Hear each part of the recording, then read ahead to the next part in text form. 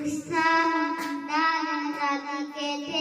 अंग्रेज आदिवासी कृषि व्यवस्था को सामंती शासन में बदलना चाहते थे।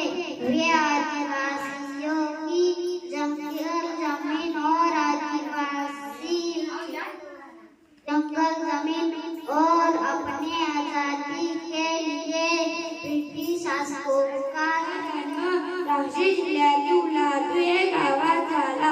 लहानपणापासून अभ्यासात हुशार असणाऱ्या बिरसांना लातूर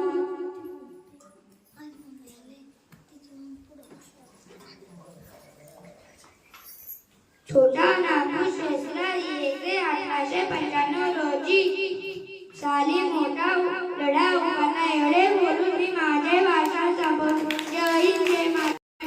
इयत्ता 4वी अध्यक्ष पाचवी. यदि मेरे